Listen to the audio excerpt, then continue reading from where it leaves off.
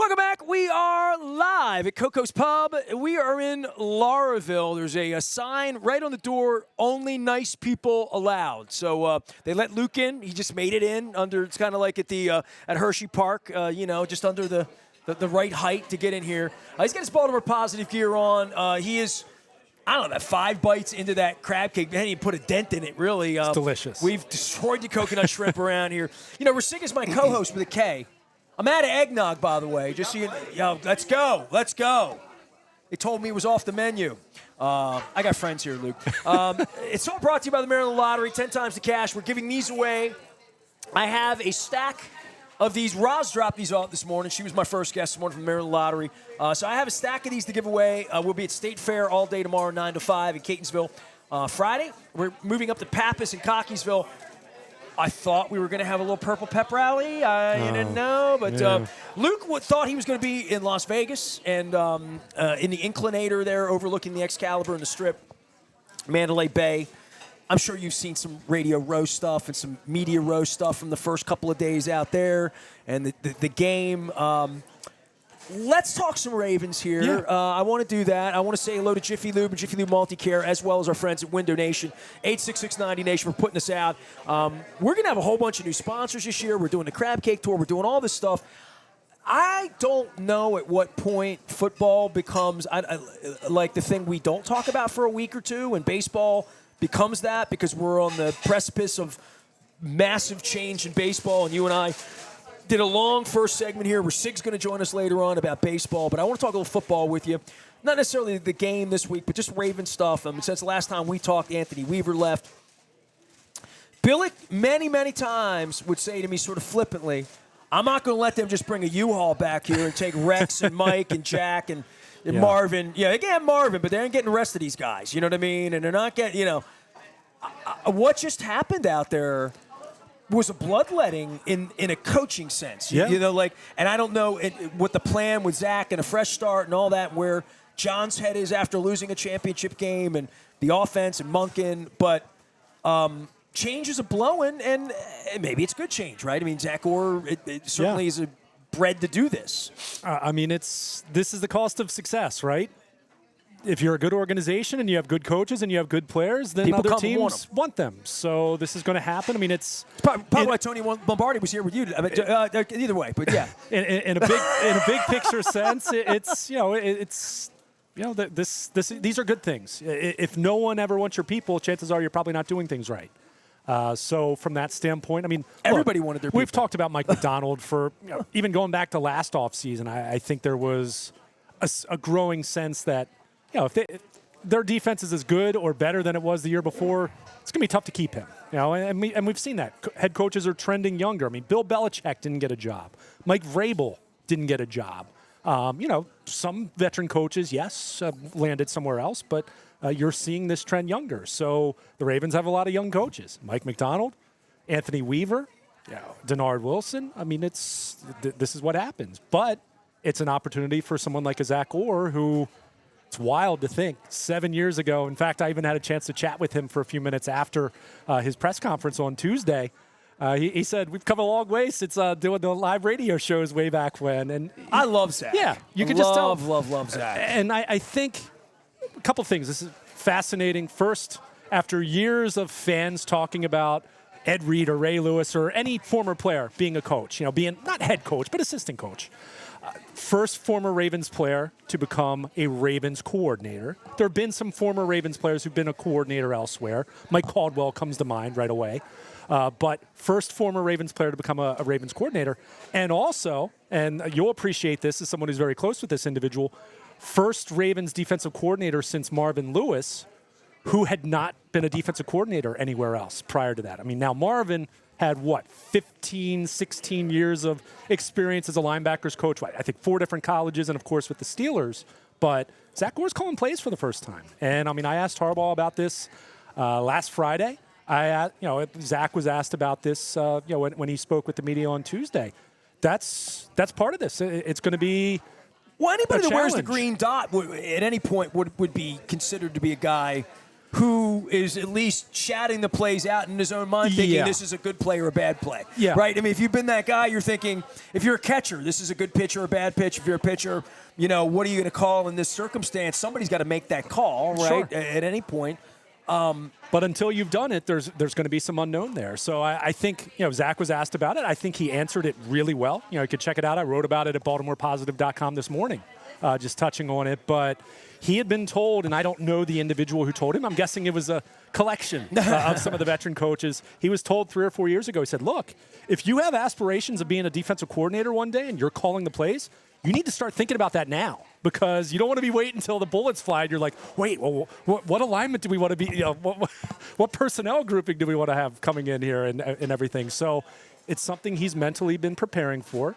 It's something that he was asked what makes him so confident that he can do it. He's like, I'm going to prepare. I'm going to work my tail off, and I'm going to be ready. He said, if you're not confident, chances are you're not prepared. So I think it's a little more magnified considering the exodus that they just had with some of their veteran, not even veteran, just their defensive coaches that are highly regarded. Well, not only could those guys have been defensive coordinators here, they're all defensive coordinators now. Sure, exactly. So John had to pick the one he wanted. Yeah.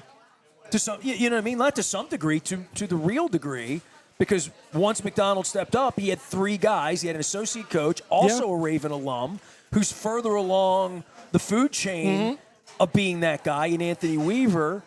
And when Weaver didn't get the gig here, it really told me how John's heart was on that. And then I thought, well, hold on. Maybe Steve will give Anthony Weaver a couple $1 million and say, you're going to be John, in the way that whatever the Belichick deal was there.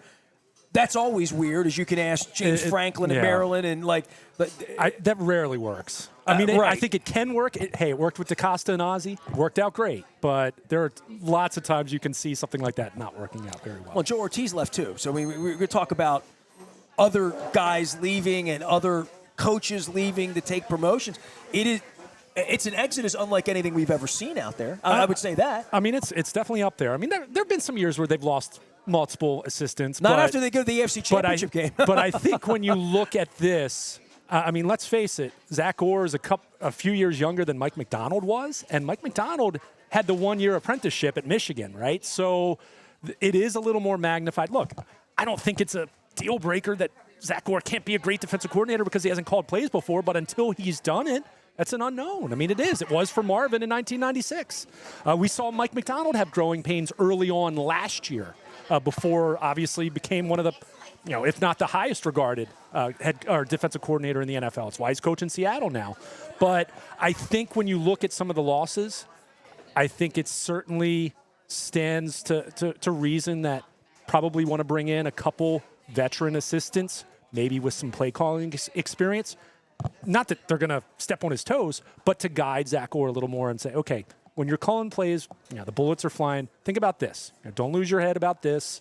Don't be focused on this. Here's what you want to do. And I'm sure he scrimmaged some of that, and he'll do that this offseason. But that's why, there's a report that they're bringing in Doug Mallory. He was at Michigan most recently, has some connections with the Harbaugh family.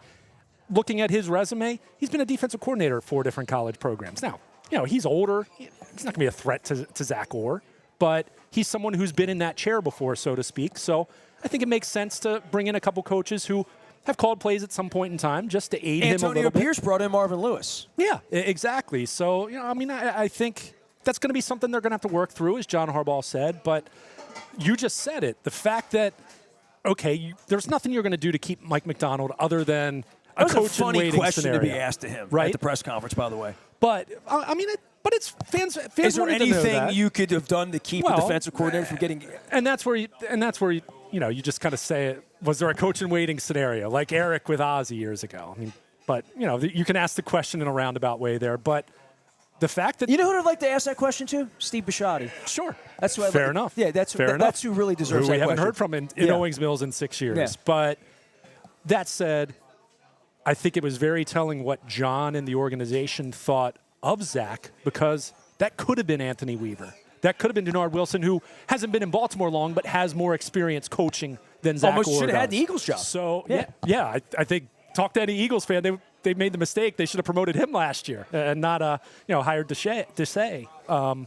But, I think it speaks to how highly they think of him because he is lacking experience. He's 31 years old. He played with Michael Pierce. Right. Zach Orr's last year was Michael Pierce's rookie year as an undrafted rookie. So I joked about Zach with that after the press conference. But,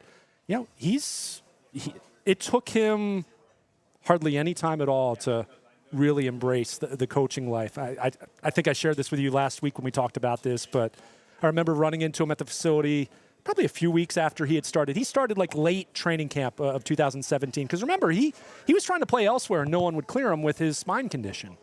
So he officially announced his retirement, I think, July or August, whatever it was. And then it was the end of August. He was in the Ravens building as a personnel and coaching assistant, basically an intern, for lack of a better term. But running into him a few weeks later, I said, what do you think so far? He's like, Luke, I knew coaches worked hard. I had no idea.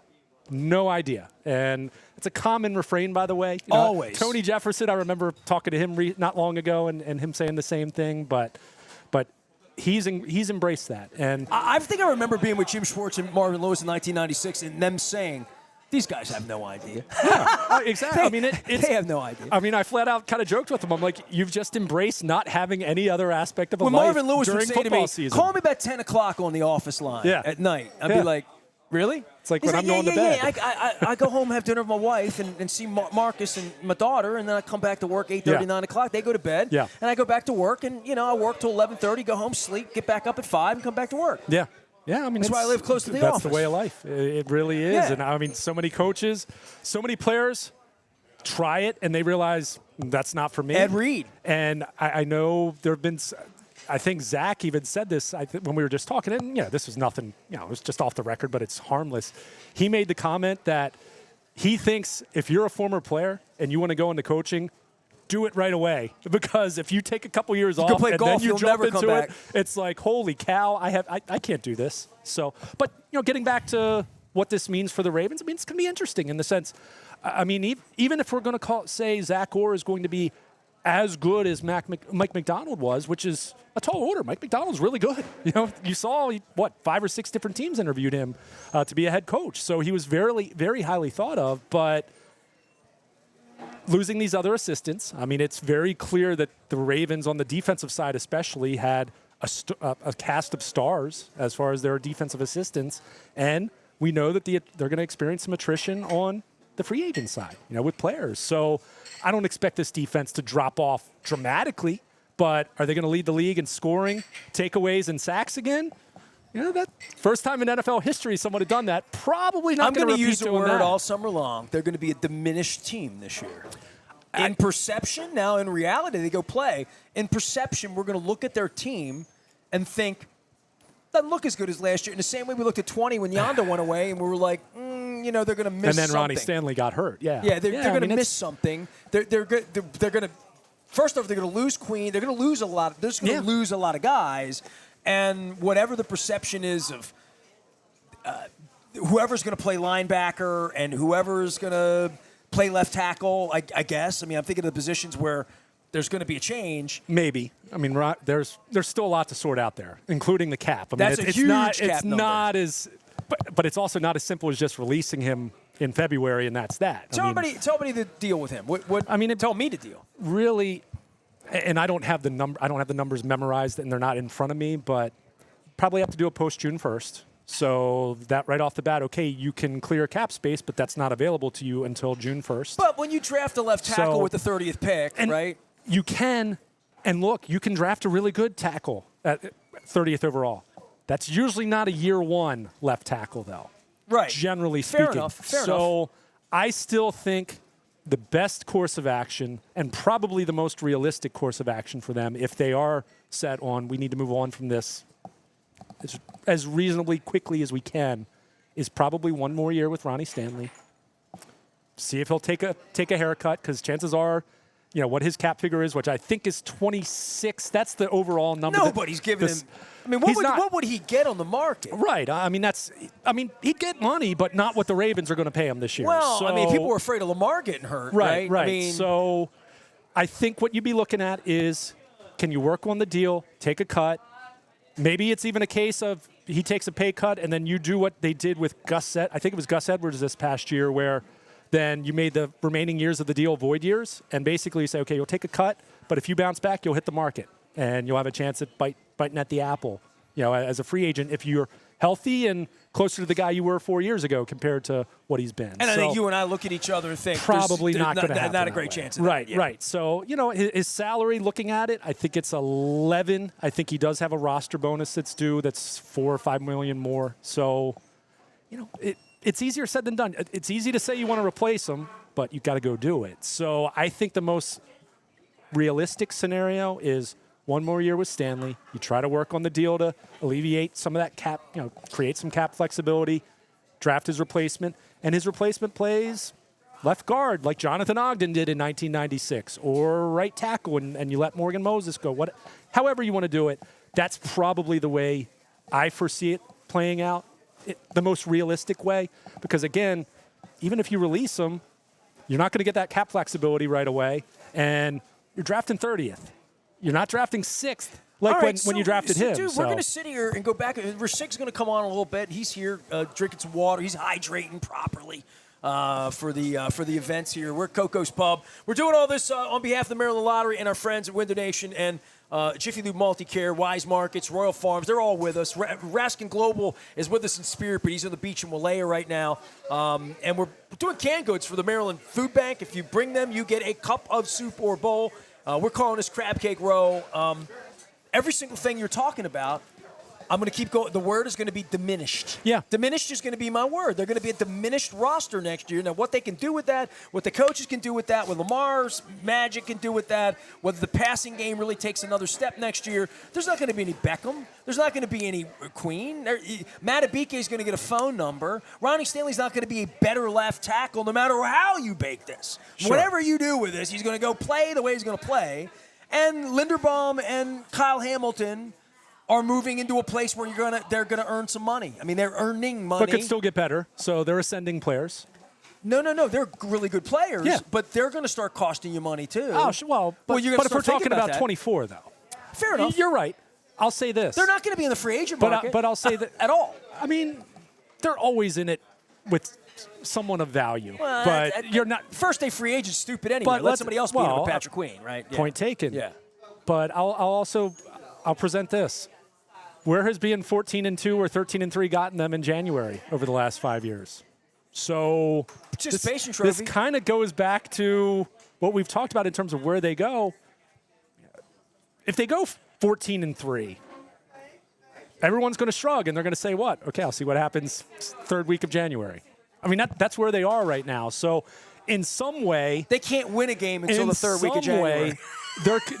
What you just presented about them being diminished, and look, I'm not disagreeing with your overall point, but a lot can happen. And look, they're going to have to draft well, which if they draft well, they'll be fine. 11-6 is a hell of a year, and if things go right for the Bengals, they'll be 13-4, and you'll be playing on the road in Buffalo in Week 1, and Cincinnati in Week 2, and Kansas City in Week 3. Maybe you do what Kansas City and just did. And that's why I never thought, if you were to give me $1 and say I'm going to bet on Lamar winning the Super Bowl or not, that would have been my prescription until such point that Burrow got hurt, the Chargers stunk, Fair enough. They were really good, the Kyle Hamiltons and the Linderbaums ascended, Beckham performed. Yeah. They stayed on the field, right? I mean, they were great this year. I mean, I don't need to even go. Not that I want to belabor that. But it was the best regular season team in the history of the franchise. Femi sat on Monday. If you go from Femi week came 1 down to week 18, it was the best. Yeah, I mean, exactly. Yeah, so look, it's over. That doesn't mean they're going to fall apart. If you have a healthy Lamar Jackson in the regular season, it has proven over and over and over again you are going to win a lot of football games, and you're going to be in the playoffs.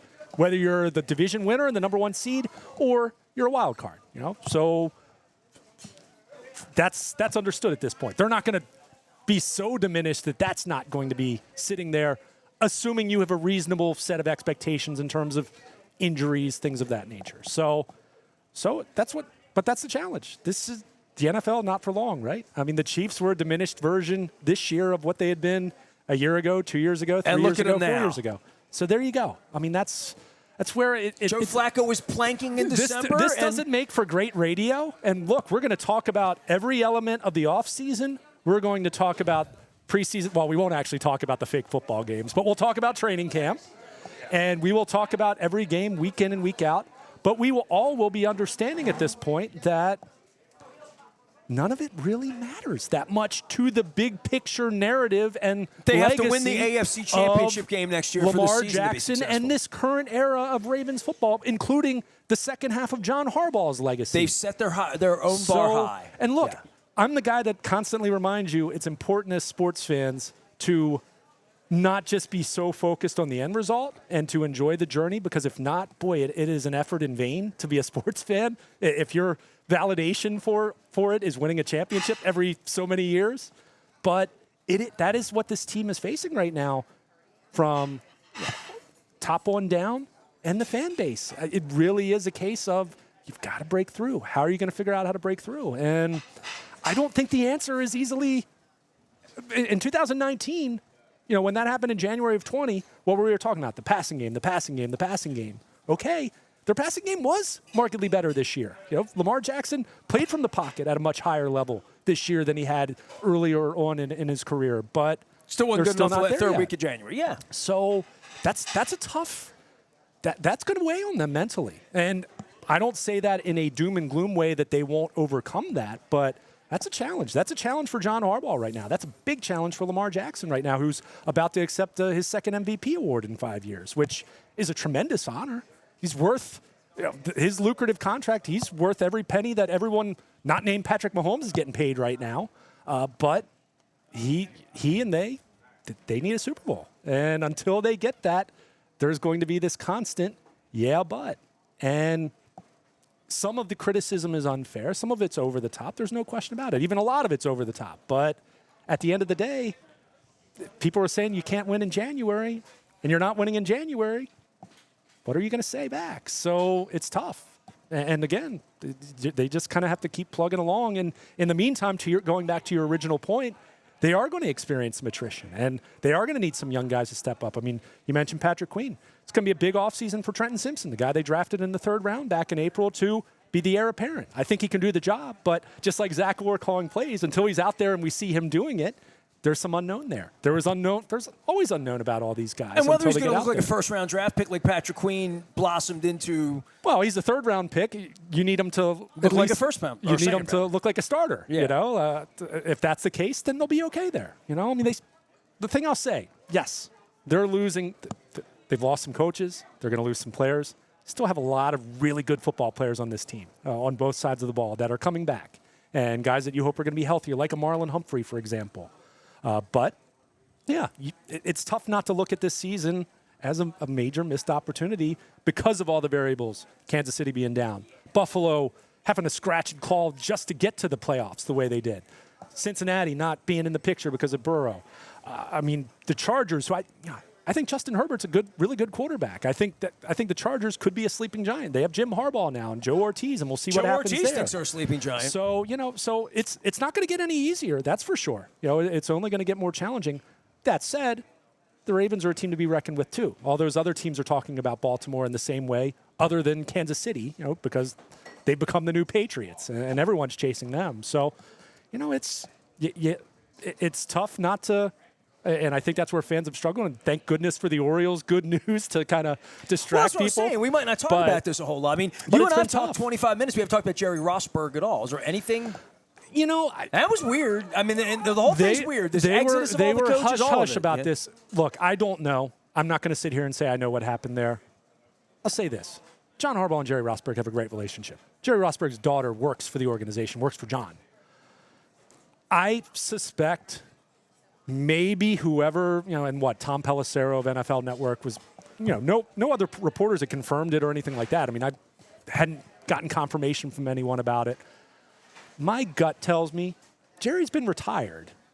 He retired in 2019 with the Ravens. He did have the 5 minutes with the Broncos and being their interim head coach. I'm guessing there was dialogue.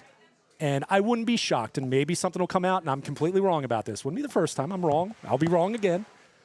I think it could be as simple as Jerry had a change of heart that I don't know if I really want to get back into this to that degree. I don't know. Well, John Harbaugh will be asked at the Combine or the next time he talks. Probably won't give an honest answer. Yeah. Maybe he will, maybe he won't, because maybe it is as simple as Jerry just slept on it and said, you know what?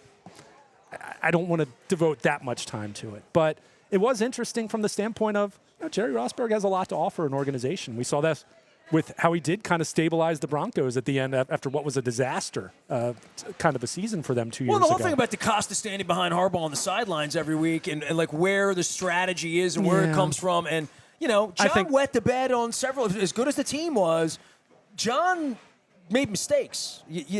John they all made mistakes. John had some breakdowns, you know, like in a way you don't want your head coach to have a breakdown. Special teams coach catching that ball with 2 minutes left and they lose that game. I mean, crazy stuff. Against the Colts, yeah, sure. Crazy stuff happened with them. I will say this. As far as, because a lot of people were taking the Rosburg taking a game management position. And look, there was no official, he wasn't even hired, so we don't know what the title would have been. Well, he wasn't going to be the special teams coach. He was going to be the assistant head coach, kind of, sort of, in the Anthony Weaver. He certainly would have still been involved with special teams because when he's been out there as a guest for them the last couple of years, he's involved with special teams. But I do think that was a little overblown because I have said this to you in defense of John Harbaugh, which is also a criticism of John Harbaugh. Every coach in the league has their occasional struggles with those issues. So I think the idea of a game management coach is a great idea. Why wouldn't you want more people involved with your process and improving how you do things? There's no coaching salary cap. Like, you don't get a medal for. Well, you shouldn't get these things wrong in the game. I agree. The organization but if shouldn't get them wrong. If you have someone who's at a 30,000-foot look, sitting up, in the press box, in the coach's box, away from the sideline and the chaotic nature that the sideline can be. I mean, I'm there on the sideline in training camp. I can't imagine what it's like in week 17 when you're playing for the division. It's chaotic down there. So I think every coach in the league, not just John Harbaugh, could benefit from that idea, however it would look. And look, there are teams who have people that focus on that, including the Ravens. But, yeah, you can always get better at that. But it was definitely strange. Again, the team did not put it out. So, whatever happened there was someone was overzealous talking to Tom Pelissero. He was overzealous based on what he heard. Who knows? Or maybe, like I said, it could have been as simple as Jerry Rosburg woke up the next morning and thought, you know what? I'm done being a full-time coach. I don't think I really want to do this to that degree. Maybe we'll find out. Maybe we won't. But certainly it was, it was strange because, like I said, it's not – John Harbaugh and Jerry Rosburg are very close. This isn't some – I can't fathom that it was a falling out that got contentious or anything of that nature. But the weirdest thing is he retired and came back and didn't retire again. Yeah. And that all led to speculation that John retired him. Yeah, I mean, I never got that sense. I think he's been back a million times, right? So I mean, that's the thing. I mean, he's come back plenty of times. Like I said, his daughter works for the Ravens, So it's not as though there's a bad relationship there. I think it very truly could have been there was dialogue, there was talk. Maybe there was even an assumption that they had reached an agreement and, for whatever reason, decided not to. And it doesn't necessarily mean that something wrong happened or someone did something, they shouldn't have done or said something they shouldn't have done. But it's not going to happen. And, well, here we are talking about who they're going to hire to replace inside linebackers coach and a defensive line coach. And, looks like they already have a defensive backs coach. Chris Hewitt, my understanding, is going to stay. So he's been on the staff for a long time. But, they're definitely going to have to fill some gaps there.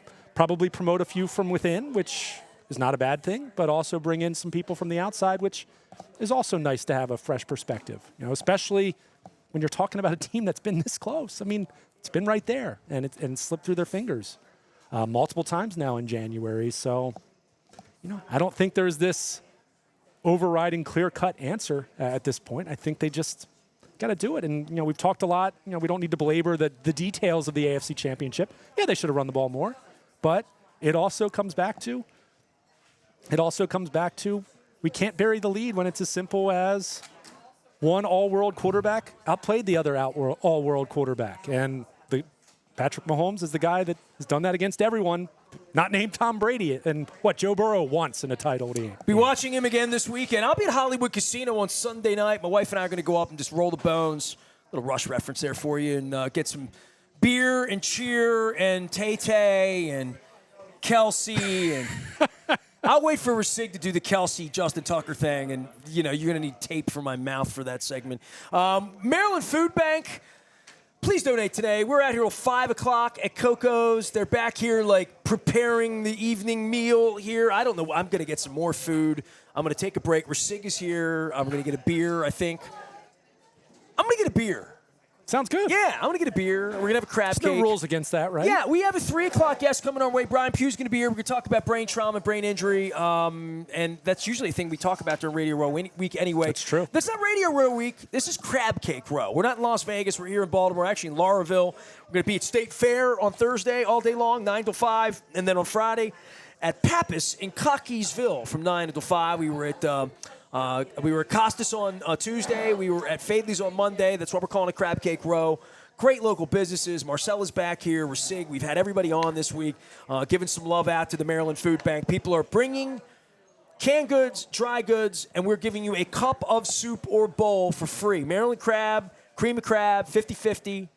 Luke likes 50-50. You know what? I'm going to get some 50-50 during the break. We should eat a little soup and make Rasig talk a little bit. Sounds good. I am past the halfway point of this marathon of 40 hours of radio brought to you by the Maryland Lottery in conjunction with Window Nation as well as Jiffy Lube Multi-Care. Luke is hanging around. Rasig is here.